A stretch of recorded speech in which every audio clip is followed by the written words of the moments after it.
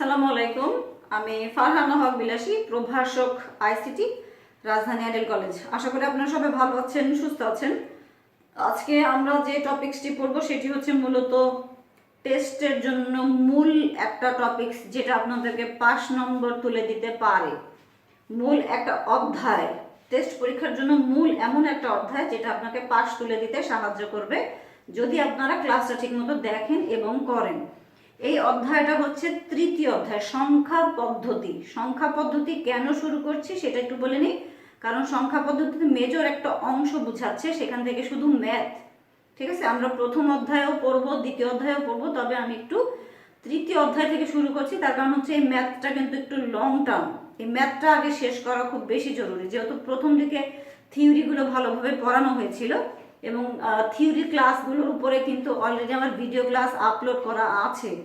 প্রথম দ্বিতীয় অধ্যায়ের উপরে কিন্তু অনেকগুলো ভিডিও ক্লাস অলরেডি আপলোড করা আছে ইউটিউবে, সেই জন্য আপনারা সরাসরি সেই ক্লাসগুলো পেয়ে যাবেন। কিন্তু ম্যাথের উপর কোনো ভিডিও ক্লাস আমি এখন পর্যন্ত বানাইনি বলে ম্যাথ থেকেই আমি আমার সিলেবাস শুরু করছি। এর আগে পঞ্চম অধ্যায় করেছিলাম, সেখানে অবশ্যই আপনারা দেখেছেন যে শুধুমাত্র ধারার উপরে আমরা কিন্তু ক্লাস করেছিলাম। এখন যেহেতু ধারার উপরে করেছিলাম, সেখান থেকেও কিন্তু আমাদের প্রশ্ন আসবে টেস্টে, সেটা আমি কিন্তু অলরেডি বলে রেখেছি। এখন চলে আসছি সরাসরি সংখ্যা পদ্ধতিতে, এবং তারপরে যখন সংখ্যা পদ্ধতি শেষ হবে তখন শুরু করব হচ্ছে সার্কিট, ঠিক আছে। সার্কিট থেকে শুরু করব। তার আগে এখন আমরা একটু বলে রাখি, আমরা আজকে যেটা বলবো সংখ্যা পদ্ধতি কি, সংখ্যা পদ্ধতির প্রকারভেদ এবং একটা নিয়ম আজকে আমরা কমপ্লিট করে যাব। একটা নিয়ম, ঠিক আছে। সংখ্যা পদ্ধতি কি? সংখ্যা পদ্ধতি হচ্ছে কোনো সংখ্যাকে লিখে প্রকাশ করার ব্যবস্থা হচ্ছে সংখ্যা পদ্ধতি। কোনো সংখ্যাকে লিখে প্রকাশ করার ব্যবস্থা হচ্ছে সংখ্যা পদ্ধতি। সংখ্যা পদ্ধতি দুই প্রকারের, সংখ্যা পদ্ধতি দুই প্রকারের হয়ে থাকে, পজিশনাল সংখ্যা পদ্ধতি এবং নন পজিশনাল সংখ্যা পদ্ধতি। পজিশনাল সংখ্যা পদ্ধতি এবং নন পজিশনাল সংখ্যা পদ্ধতি। নন পজিশনাল সংখ্যা পদ্ধতি প্রাচীন পদ্ধতি, যে সংখ্যাগুলো এখন কিন্তু ব্যবহার হয়ই না। নন পজিশনাল সংখ্যা পদ্ধতি হচ্ছে এমন এক ধরনের সংখ্যা যেগুলো প্রাচীন, ব্যবহার হয় না। আর পজিশনাল সংখ্যা পদ্ধতি ব্যবহৃত হচ্ছে বর্তমানেও, ঠিক আছে। সেইটাকেই আমরা বলছি হচ্ছে পজিশনাল সংখ্যা পদ্ধতি। অর্থাৎ যে সংখ্যার ভিত্তি আছে, যে সংখ্যাগুলোর ভিত্তি আছে তাকেই বলে সংখ্যা পদ্ধতি, পজিশনাল সংখ্যা পদ্ধতি। যে সংখ্যাগুলোর ভিত্তি আছে, পজিশনাল সংখ্যা পদ্ধতি, তাকেই বলে। এখন বোর্ডের দিকে তাকালে আপনি বুঝতে পারবেন আমি এখানে 4 ধরনের সংখ্যা পদ্ধতি সম্পর্কে লিখেছি। সেই সংখ্যা পদ্ধতিগুলো কি কি সেগুলো আমি একটু হালকা করে বলে দিচ্ছি। পজিশনাল সংখ্যা পদ্ধতি হচ্ছে 4 প্রকারের।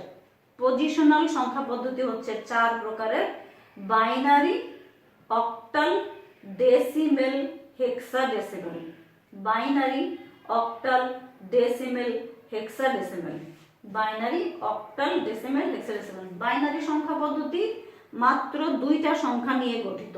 বাইনারি সংখ্যা পদ্ধতি হচ্ছে মাত্র 2টা সংখ্যা নিয়ে গঠিত, 0 এবং 1, তাই এর ভিত্তি হচ্ছে 2। 0 এবং 1, তাই ভিত্তি হচ্ছে 2। অক্টাল সংখ্যা পদ্ধতি হচ্ছে 0 থেকে 7টা, 0 থেকে 7টা, তাই ওর ভিত্তি হচ্ছে 8। টোটাল সংখ্যা হচ্ছে ওর 8টা। বাইনারি যেমন মাত্র 2টা সংখ্যা, অক্টালের হচ্ছে টোটাল 8টা সংখ্যা, তাই এর ভিত্তি হচ্ছে 8। ডেসিমেল সংখ্যা পদ্ধতি হচ্ছে 0 থেকে শুরু করে 9, অর্থাৎ টোটাল 10টা সংখ্যা, ঠিক আছে। 0 থেকে শুরু করে 9, অর্থাৎ টোটাল 10টা সংখ্যা। আর হেক্সাডেসিমেল হচ্ছে 0 থেকে 9 পর্যন্ত টোটাল 10টা, এবং 9 এর পরবর্তী 10 থেকে শুরু হবে আমাদের ইংরেজি বর্ণ, যেমন 10 হলে এ, 11 হলে বি, 12 হলে সি, 13 হলে ডি, 14 হলে ই এবং 15 হলে এফ। এই টোটাল 16টা সংখ্যা। বাইনারির সংখ্যা 2টা, তাই ভিত্তি 2। অক্টালের সংখ্যা 8টা, তাই ভিত্তি 8। ডেসিমেল সংখ্যা পদ্ধতির সংখ্যা 10টি, তাই ভিত্তি 10। এবং হেক্সাডেসিমেলের টোটাল সংখ্যা হচ্ছে 16টি।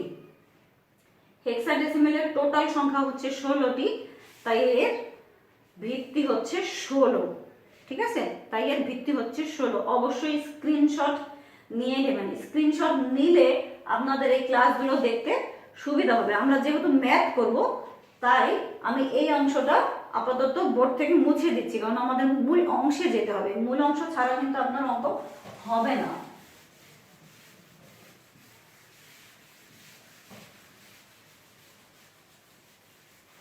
আমরা আজকে টোটাল একটা পদ্ধতি করব। একটা পদ্ধতি বলতে একই নিয়মের তিনটা পদ্ধতি শিখব, ঠিক আছে? একই নিয়মের তিনটা পদ্ধতি, অর্থাৎ ডেসিমেল থেকে যাব হচ্ছে আমার বাইনারিতে, অক্টালে এবং হেক্সাডেসিমেলে।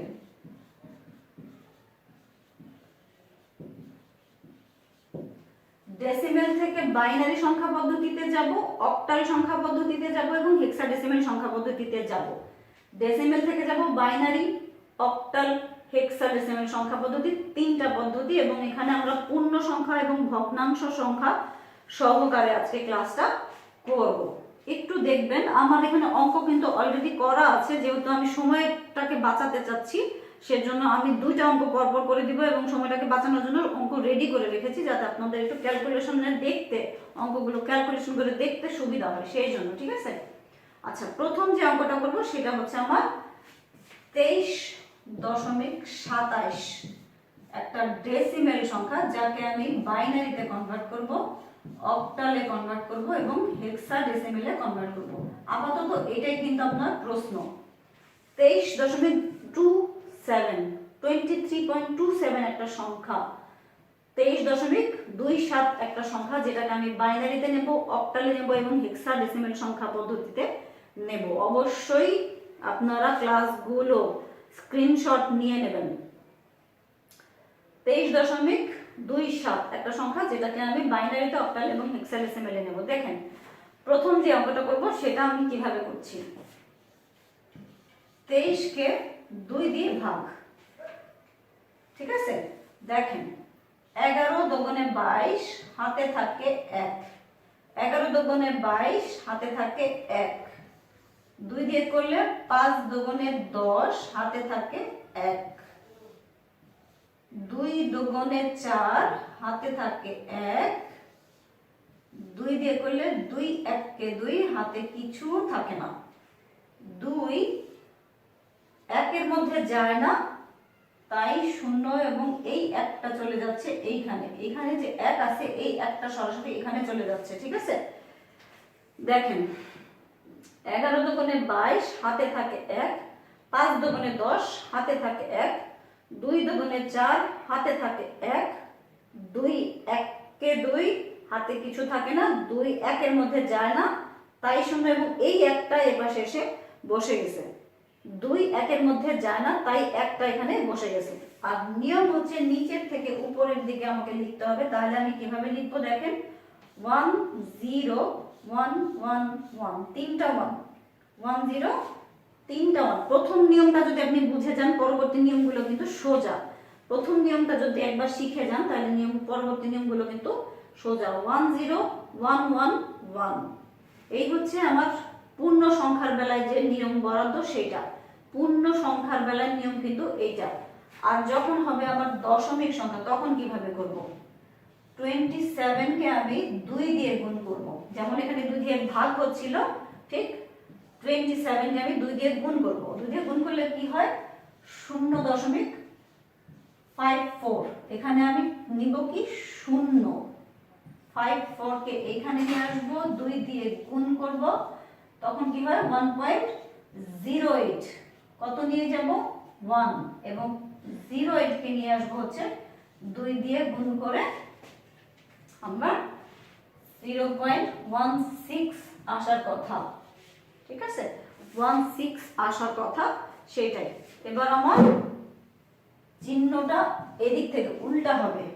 এখান থেকে যেমন পূর্ণ সংখ্যার বেলা নিচের থেকে উপরের দিকে যাচ্ছিলাম, নিচের থেকে উপরের দিকে, এটা অঙ্ক করার সময় অবশ্যই আপনাকে ব্যবহার করতে হবে। অঙ্ক করার সময় অবশ্যই আপনাকে এই চিহ্নটা ব্যবহার করতে হবে, তাহলে আপনাদের অঙ্ক ঠিক হবে।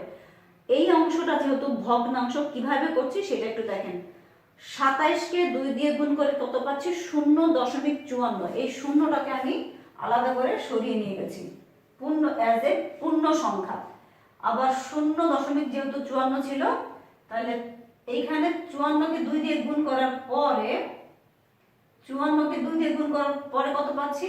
1.08। তাহলে একটাকে এখানে আমি আলাদা করে সরিয়ে নিয়ে গেছি এবং 08 কে যখন 2 দিয়ে গুণ করছি তখন 0টাকে আবার আমি সরিয়ে নিয়ে গেছি। অর্থাৎ দশমিকের আগের যে সংখ্যাটা পাচ্ছিলাম সেটাই কিন্তু আমি সরিয়ে নিয়েছি, অর্থাৎ বসাবো কিভাবে 0 1 0, উপর থেকে নিচের দিকে বসাচ্ছি তো তাই 0 1 0। আর এই সংখ্যাটার সাথে যখন আমি বসাবো তখন রেজাল্ট হিসেবে কিভাবে বসাবো 1 0 ট্রিপল 1 দশমিক 0 1 0, এইভাবে 1 0 ট্রিপল 1 1 0 ট্রিপল 1, আর এখান থেকে আসতেছে 0 1 0। একটা নিয়ম খুব ভালোভাবে বুঝে গেলে পরবর্তী নিয়মগুলো খুবই সোজা মনে হবে। দেখেন 23কে আমি 2 দিয়ে ভাগ করতেছিলাম, 11 দুগুণে 22 হাতে থাকে 1, 5 দুগুণে 10 হাতে থাকে 1, 2 দুগুণে 4 হাতে থাকে 1, 2 এর মধ্যে একবার যায়, 2 1 কে 2 0, 2 1 এর মধ্যে যায় না তাই 0, আর এই একটা বসে যাচ্ছে এখানে। এই জায়গাটা এসে আমি 3 বার ক্যালকুলেশন করছি, অ্যাজ এ নিয়ম আপনি ম্যাক্সিমাম 3 বার করলেই অঙ্কটা হবে, এখানে 3 বার করলেই হবে। 27কে 2 দিয়ে গুণ করেছি, 0কে সরিয়ে নিয়ে গেলাম, 54কে 2 দিয়ে গুণ করেছি, 1 নিয়ে গেলাম, 0.08কে 2 দিয়ে গুণ করে 0টাকে ওপাশে নিয়ে গেলাম, যেটা পেয়েছিলাম সেই ভগ্নাংশ অংশগুলো 0 1 0টাকে ওপাশে নিয়ে গেছি, বাকি ভগ্নাংশগুলো এপাশে নিয়ে আসছি। এখন আপনাদের মনে প্রশ্ন আসতে পারে যদি সংখ্যাটা অন্যরকম কোনো কিছু হতো, সাপোজ সংখ্যাটা হচ্ছে 0.25, তাহলে 2 দিয়ে গুণ করলে কি হয় 0.50, আমি কত নিব অবশ্যই 0 নিব। 0.50 যখন আসবে তখন 2 দিয়ে গুণ করলে কত হয়ে যায় পূর্ণ সংখ্যা চলে আসে, তখন আমার ক্যালকুলেশন থেমে যাবে। দশমিকের পরে যতক্ষণ পর্যন্ত সংখ্যা থাকবে, দশমিকের পরে যতক্ষণ পর্যন্ত সংখ্যা থাকবে সর্বোচ্চ 3 বার, দশমিকের পরে ভগ্নাংশ থাকলে, দশমিকের পরে ভগ্নাংশ থাকলে সর্বোচ্চ 3 বার, আর যদি দশমিকের পরে সংখ্যা না আসে তাহলে ওখানেই থেমে যাব। দশমিকের পরে সংখ্যা না আসলে ওইখানটাতেই থেমে যাব, ঠিক আছে? এটা আমি এক্সাম্পল হিসেবে দেখালাম, এগুলো আপনাদের সামনে লাগবে। দশমিকের পরে সংখ্যা না আসলে অবশ্যই থেমে যেতে হবে, ঠিক আছে? এই হচ্ছে আমার নিয়ম। আর যখন পূর্ণ সংখ্যা তখন নিচের থেকে উপরের দিকে যাবে এবং ভগ্নাংশের বেলায় উপর থেকে নিচের দিকে যাবে। এই অ্যারো চিহ্ন যখন আমি ব্যবহার করেছি তার মানে আপনাকেও ব্যবহার করতে হবে। অঙ্কে এই অ্যারো চিহ্ন না হলে আপনার অঙ্ক ভুল হবে। এই অ্যারো চিহ্ন যদি আপনারা ব্যবহার করতে ব্যর্থ হন তাহলে কিন্তু আপনাদের অঙ্ক ভুল হবে, ঠিক আছে? আচ্ছা, এরপরে চলে যাচ্ছি হলো পরবর্তী নিয়মে। পরবর্তী নিয়মটা কি অক্টালের দিকে যাব, আমি বাইনারিতে যেতে চাচ্ছিলাম তাই আমি বাইনারিতে গেলাম। প্রথম নিয়মটা কিন্তু আমার অলরেডি কমপ্লিট হয়ে গেছে, প্রথম নিয়মটা কিন্তু আমার অলরেডি কমপ্লিট হয়ে গেছে। অতএব এবার দেখি 23 কে যখন আমি অক্টালের দিকে যাব, এইটা ডেসিমেল থেকে যাব অক্টালের দিকে, তখন আমি 8 দিয়ে ভাগ করব অবশ্যই, ঠিক আছে? তাহলে এখানে কত হয় 8 দুগুণে 16, 8 দুগুণে 16, 23 থেকে 16 গেলে কত থাকে 7, 8 দুগুণে 16 হাতে কত থাকে 7, 8 2 এর মধ্যে যায় না তাই 0, 2 এর পাশে বসে গেল আগের মতন, তাই না? 8 দুগুণে 16, 23 থেকে 16 গেলে থাকে 7, রাখলাম, 8 2 এর মধ্যে যায় না তাই 0, 2 এখানে বসে গেল, ঠিক আছে? এবার আমরা করব 27 কে যদি আমি 8 দিয়ে গুণ করি, 3 বার ক্যালকুলেশন করতে চাইছি আগের নিয়মে, 3 বার ক্যালকুলেশন করলে আমি কত পাবো এখানে 2.16, অবশ্যই 2 চলে যাবে, এই 2টা এখানে চলে গেল, দশমিক এই 16টা এই পাশে চলে আসলো, গুণ 8, দশমিক 16টা চলে আসলো এখানে, 8 দিয়ে গুণ করলে কত হয় 1.28, কত যাবে 1, এই একটা এই পাশে চলে গেল আর 28 এই পাশে চলে আসলো, 8 দিয়ে গুণ করলে আমার কত হচ্ছে, এটা হচ্ছে হলো 2.24, 2.24 কত নিব 2, এই 2টা এই পাশে নিয়ে আসলাম। এবার নিচের থেকে উপরে এবং এটা হচ্ছে উপর থেকে নিচে কত হয় 27, 27, আর উপর থেকে আসলে 212, 212। নিয়ম কিন্তু আগেরটাই, শুধু আমরা আলাদা করে লিখছি বলে তাই। প্রথমটা 2 দিয়ে ভাগ করতেছিলাম, 2 দিয়ে গুণ করতেছিলাম, এখন 8 দিয়ে ভাগ করতেছি, 8 দিয়ে গুণ করতেছি, এই অংশটা সম্পূর্ণ ক্যালকুলেটর। আর এইভাবে যে পূর্ণ সংখ্যাটা আসতেছে এই 2 এই 1 এই দুইটা কিন্তু চলে যাচ্ছে, ভগ্নাংশটা এই পাশে রয়ে যাচ্ছে। ঠিক আছে, আপনারা স্ক্রিনশট নিয়ে নিলে আপনাদের জন্য সুবিধা, স্ক্রিনশট নিয়ে নিলে আপনাদের জন্য সুবিধা হবে। ঠিক আছে, এই একটা অঙ্ক করলাম এবং পরবর্তী আরেকটা অঙ্ক আমরা করব, এটার সাথে একই নিয়মের ডেসিমেলের এই 23.27কে আমি হেক্সাডেসিমেলে কনভার্ট করব। এবার করতেছি হচ্ছে তৃতীয় নিয়ম, এবার করবো আমরা হচ্ছে তৃতীয় নিয়ম, ডেসিমেল থেকে যাব হচ্ছে হেক্সাডেসিমেলের দিকে। দেখেন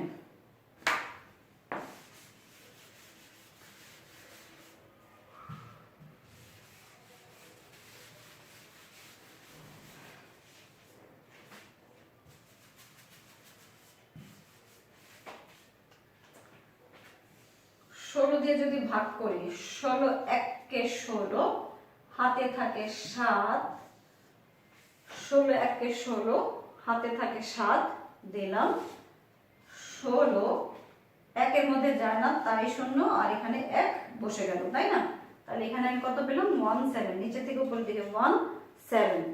আর এবার 0.27কে গুণ করবো হচ্ছে 16 দিয়ে, তাহলে কত হয়? 0.27কে যদি আমি 16 দিয়ে গুণ করি তাহলে পাবো হচ্ছে 4.32, 4.32। তাহলে অবশ্যই নেব হচ্ছে 4 এই সংখ্যাটা। এবার 0.32 গুণ 16, 32 গুণ 16 করলে কত হয়? 5.12, 5.12 নিলাম 5, 0.12 এই 5 নিয়ে গেলাম। এবার 16 গুণ করলে কত হয়? 1.92, 1.92 নিয়ে গেলাম 1। তাহলে এই সংখ্যাটা আসলে কত? 4 5 1, ভিত্তি হচ্ছে 16। এই হচ্ছে আমার নিয়ম। এটা অবশ্যই আপনাকে স্ক্রিনশট রাখতে হবে যাতে আপনি অঙ্কগুলো বুঝতে পারেন। 16 1 16, হাতে থাকে 7, 16 1-এর মধ্যে যায় না তাই 0, এবং এই একটা এখানে চলে আসলো। এখানে 27কে 16 দিয়ে গুণ করছি, 32কে 16 দিয়ে গুণ করছি, 12কে 16 দিয়ে গুণ করছি। কোথায় পেলাম? 27 নম্বর প্রশ্নের মধ্যে ছিল, গুণ করলে 4.32, 4 নিয়ে গেলাম এই পাশে, 32কে নিয়ে আসলাম এই পাশে, 32কে 16 দিয়ে গুণ করলে 5.12, 5 এবং 12কে 16 দিয়ে গুণ করলে হয় 1.92, 1টা ওই পাশে নিয়ে গেলাম এইভাবে। ঠিক আছে, এইভাবে আমাকে করতে হবে। আর উত্তরটা আমি উপর থেকে নিচে কিভাবে লিখতেছি, এখান থেকে নিচে থেকে উপরে 17, আর এখানে উপর থেকে নিচে 4 5 1। এই হচ্ছে আমার মূল অঙ্ক। ঠিক আছে, আমরা আরো একটা অঙ্ক দেখাবো যাতে আপনাদের একটু সুবিধা হয়। আমি প্রয়োজনে আপনাদেরকে একটু সময় দিচ্ছি, আপনারা একটু দেখে নেন। কারণ আমাদের হাতে যতটুকু সময় আমরা পাবো তার মধ্যে কিন্তু আমাকে অঙ্কগুলো শেষ করে কমপ্লিট করে আপনাদেরকে আলাদা করে দেখাতে হবে। ঠিক আছে, আচ্ছা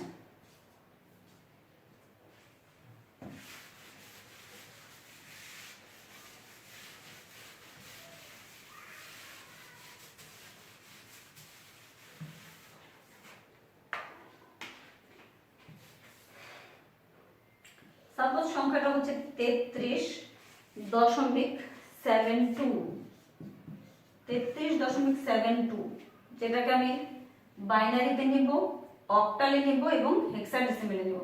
এটা একটা ডেসিমেল সংখ্যা যেটাকে আমি বাইনারিতে নেব, অক্টালে নেব এবং হেক্সাডেসিমেলে নেব। দেখেন কি করছি, প্রথমে 33কে 2 দিয়ে ভাগ, কত হয়? 16 দুগুণে 32, হাতে থাকে 1, 8 দুগুণে 16, হাতে কিছু থাকে না, 4 দুগুণে 8, হাতে কিছু থাকে না, 2 দুগুণে 4, হাতে কিছু থাকে না, 2 2 এর মধ্যে কয়বার যায়? একবার যায়, হাতে কিছু থাকে না, 2 1 এর মধ্যে যায় না তাই 0 এবং তাই 1। এবার নিচে থেকে যদি আমি আরো চিহ্নটা দেই তাহলে কত দাঁড়ায়? আবার দেখেন, 16 দুগুণে 32, হাতে থাকে 1, 8 দুগুণে 16, হাতে কিছুই থাকে না, 4 দুগুণে 8, হাতে কিছু থাকে না, 2 দুগুণে 4, হাতে কিছু থাকে না, 2 2 এর মধ্যে একবার যাচ্ছে, হাতে কিছু থাকে না, 2 1 এর মধ্যে যায় না তাই 0 এবং এই একটা এপাশে বসে গেল, এই একটা এই পাশে বসে গেল। ঠিক আছে, আচ্ছা এবার আমরা দশমিকের অংশটা একটু করে দিচ্ছি। দশমিক ভগ্নাংশ যেটা ছিল 0.72 কে যদি আমি মিনিমাম আমাকে 3বার করতে হবে, 3বার করলে ভালো হয়। 0.72 কে আমি গুণ করতেছি হচ্ছে 2 দিয়ে, কত হয় 1.44। 1.44 তাহলে নিলাম হচ্ছে 1, এপাশ থেকে 1 চলে গেল। 0.44 কে এপাশে নিয়ে আসলাম, 2 দিয়ে গুণ করলে হয় 0.88, নিলাম হচ্ছে 0, এই শূন্যটা এখানে। ঠিক আছে, 0.72 কে গুণ করলাম 2 দিয়ে, 1.44 রইল ওখানে 1, 1টাকে আমি এই পাশে নিয়ে গেলাম। 0.44 কে 2 দিয়ে গুণ করলে 0.880। এরপরে 0.88 গুণ 2 করলে কত হয় আমার হচ্ছে 1.76। 1.76, তাহলে এখানে নিয়ে আসলাম আমি 1, এই 1টা আমার চলে গেল। তাহলে আমার অ্যান্সারটা আসলে কত আসে একটু লিখি, যেহেতু আমি নিচে থেকে উপরের দিকে দিচ্ছি। 1 লিখে 4টা শূন্য 1, 1 লিখে 4টা শূন্য 1 দশমিক, এটা হচ্ছে উপর দিক থেকে নিচে 101, ভিত্তি হচ্ছে 2। ডেসিমেল থেকে বাইনারির দিকে যাচ্ছিল, তাই কিভাবে করলাম, নিচে থেকে উপরে হলো 1, 4টা 0 1, এবং উপর থেকে নিচে এই পাশে করলে 101, 101, এইভাবে আমরা লিখলাম। ঠিক আছে, 101 এইভাবে আমরা লিখলাম। দেখেন, স্ক্রিনশট নিয়ে নেন, সাথে সাথে দেখেন এবং স্ক্রিনশট সাথে সাথে নিয়ে নেবেন। ঠিক আছে, এরপরে চলে যাব হচ্ছে 33 কে আমরা আবার ভাগ করব হচ্ছে অক্টালের দিকে, যখন কনভার্ট করব তখন কিভাবে করব।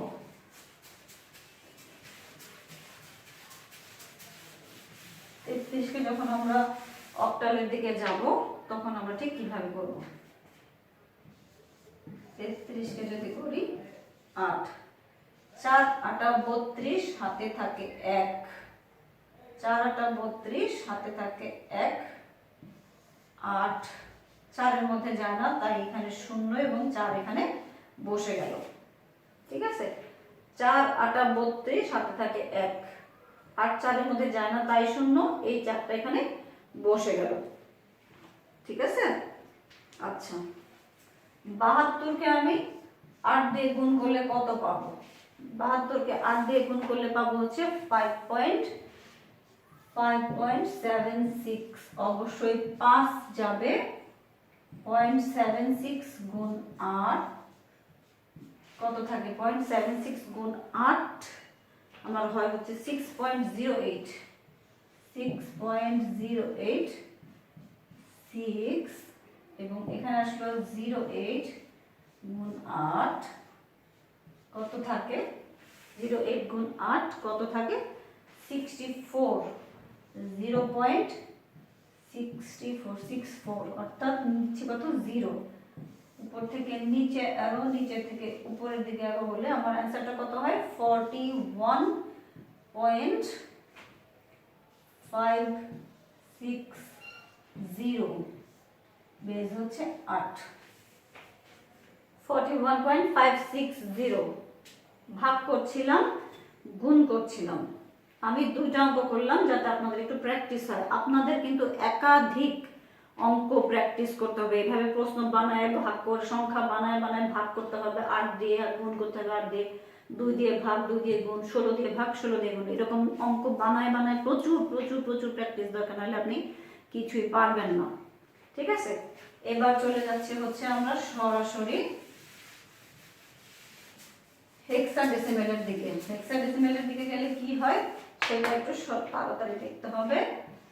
33 কে আমরা করতেছি হচ্ছে 16 দিয়ে, 16 দুগুণে 32, হাতে থাকে 1, 16 2 এর মধ্যে যায় না, তাই 0, এখানে 2, 16 দুগুণে 32, হাতে থাকে 1, 16 2 এর মধ্যে যায় না, তাই 0, 2 রয়ে গেল এখানে। আর এখানে যদি 0.72 কে আমি 16 দিয়ে গুণ করি তাহলে হচ্ছে 11.5 11.52 অর্থাৎ নিব হচ্ছে 11.52 কে গুণ করি যদি 16 দিয়ে, তাহলে আমি পাচ্ছি হলো 8.32। 8 এবং 32 কে যদি গুণ করি হচ্ছে 16 দিয়ে, তাহলে কত পাচ্ছি আমি 5.12। 11 8 5। 11 আমরা এই জায়গাটা লিখবো না, আমরা সরাসরি লিখবো হচ্ছে বি। ঠিক আছে, 11 পরিবর্তে আমাদেরকে অবশ্যই বর্ণ বসাতে হবে, যেহেতু আমার 9 এর পরে যে সংখ্যাগুলো আছে সেই সংখ্যাগুলোকে যদি আমি কাজে লাগাতে চাই, 9 এর পরবর্তী সংখ্যাগুলোতে অবশ্যই আমার ডিজিটের পরিবর্তে বর্ণ বসাতে হবে। 9 এর পরের সংখ্যা ব্যবহার করার কোনো সুযোগ আমরা পাবো না। 9 এর পরের সংখ্যাগুলোকে ব্যবহার করতে হলে ABCD বর্ণ আসলে অবশ্যই বর্ণই ব্যবহার করতে হবে।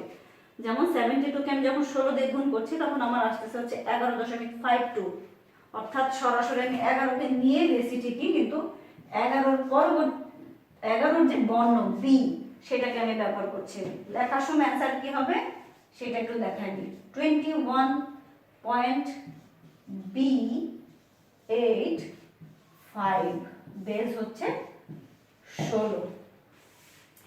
21.B85। ঠিক আছে, আমরা এখন কি করলাম, এই জায়গাটায় 11 যদি আসে, এখানে যদি কোনো বড় সংখ্যা আসতো, 9 এর পরবর্তী কোনো সংখ্যা আসতো, এখানে যদি 9 এর পরিবর্তে যে কোনো সংখ্যা আসতো, তাহলে সেইটার রিপ্রেজেন্টেটিভ যে বর্ণটা আছে সেই বর্ণটাকে আমরা লিখতাম। যেহেতু শুধু আমার এই জায়গাটা আসছে 11.52, তাই আমি 11 এর পরিবর্তে বসাচ্ছি বি। এখানে বি, এখানে 8 আসছিল তাই 8 বসালাম, 5 আসছিল তাই 5 বসালাম। 3 বার দশমিকের পরে ভগ্নাংশ 3 বার যদি এইরকম কোনো সময় হয়, যে কোনো এক জায়গায় ভগ্নাংশের বেলা যে কোনো এক জায়গায় যদি দশমিকের পরে সংখ্যা না থাকে, তাহলে আমরা থেমে যাব। দশমিকের পরে সংখ্যা না আসলে আমরা থেমে যাব। এই হচ্ছে আমাদের মূল নিয়ম। অঙ্কের এই মূল নিয়মগুলো, প্রথম নিয়ম আজকে আমরা শিখছি। এই প্রথম নিয়মটা আপনার জন্য অনেক বেশি ইম্পর্টেন্ট, গুরুত্বপূর্ণ। আপনাকে শিখতে হবে, পারতে হবে, প্র্যাকটিস করতে হবে। যদি আপনারা ঠিকমতো প্র্যাকটিস না করেন, এই অঙ্কের কিন্তু কিছুই আপনাদের মাথায় যাবে না। ভালো থাকবেন, সুস্থ থাকবেন, প্রচুর পরিমাণে প্র্যাকটিস করবেন। অঙ্কগুলো স্ক্রিনশট নিয়ে অবশ্যই খাতায় তুলে নেবেন। ঠিক আছে, অঙ্কগুলো স্ক্রিনশট নিয়ে খাতায় তুলে নেবেন যাতে করে আপনি বুঝতে পারেন, কারণ অঙ্কের স্যাম্পল প্রশ্ন কিন্তু আপনার শীটের মধ্যে, বইয়ের মধ্যে যেখানে পাবেন আছে, কিন্তু প্র্যাকটিস হবে না আপনি যদি নিজে থেকে ঠিকঠাক মতো না লিখেন।